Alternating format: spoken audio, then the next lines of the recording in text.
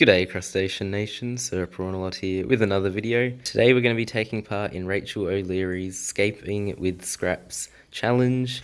I've got my scrappiest tank here to scape. This is actually my tank I took down the other day. It still has a bit of water in it, so I'm going to drain that out. We're going to go ahead and use probably the scrappiest substrate as well. As you see, I'm probably going to give it a clean up because it does look horrible at the moment. And let's go have a look at the hardscape. So when it comes to scrappy places, this is probably my most scrappy place in the house. As you can see, I've got these two massive bags of gravel and lava rock. This is my sort of coat hanger slash rock rack. So I have a bunch of different rocks up there. Those are pretty good rocks that I've used before. Then I've got this sort of lava rock-esque scaping rock, and then there's some more down here. So I'm going to be probably going with these ones here because I think these are the most scrappy ones I've got. My girlfriend's brother actually dug these out of their backyard, so I'm going to go ahead and use those. They're sort of almost like a brick and they're really strange, and I actually got one of them from a free tank, well not a free tank, but it came as a freebie from a tank that I bought. So we're going to be using those rocks I think today, and let's just jump into it. So I'm just going to go ahead and empty the water out by tipping it onto my lawn here. Oh. As you can see, the water is pretty grotty.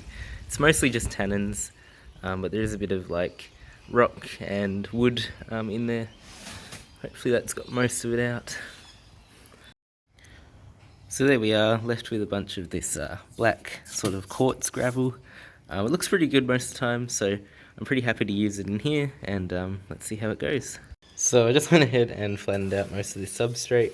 It has still got a bit of water in it, which makes it sort of easier to move around and get it to stick. We're just going to go with a lower middle and then sort of push everything to the back. I haven't really got an idea for a proper scape yet, but I am going to have to wash all this gravel down and stuff as well. I cleaned up the front so we can sort of see in, but there is a bit of a reflection that we're going to have to work on.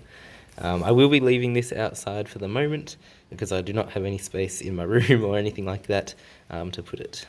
So usually I'd like to do a time lapse for this, but today we're just going to do it on the go, I think.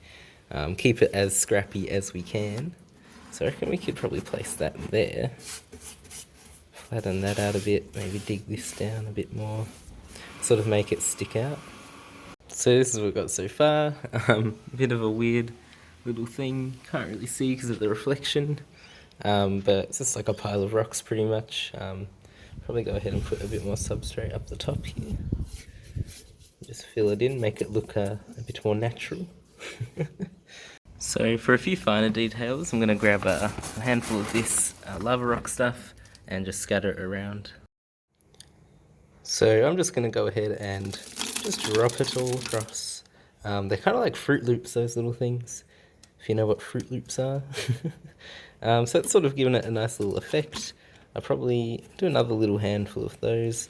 I'm also going to go ahead and grab some more rocks. As you can see, I started using these rocks. So I'm going to continue the style, I guess, of those rocks over this side as well. So this is what we've got. So this side is very rocky and sort of, I'm not sure how to explain it, almost volcanic in a way. And then it moves over to these sort of big structures that are sticking up out of the ground. Very scrappy, exactly what we were after. I'm thinking of adding some plants into here. I do have some scrappy plants. So this is my little tub. I'm probably just going to throw a bit of this duckweed on top. I don't think there's actually any plants in here anymore, but we might be able to find something. So the great thing about doing this outside is I can go ahead and grab the hose and just fill it up with that.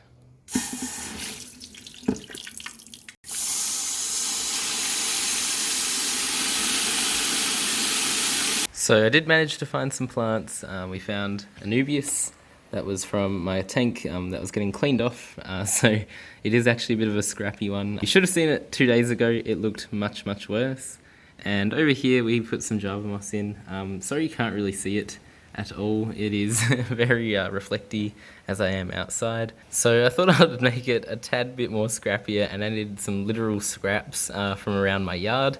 So this is a bit of hose that I've had, and I've used it for a filter before, but it's been laying outside for probably over a year now, And this is a sieve that I had and I was using for gravel, but I have not touched it for a good, once again, year.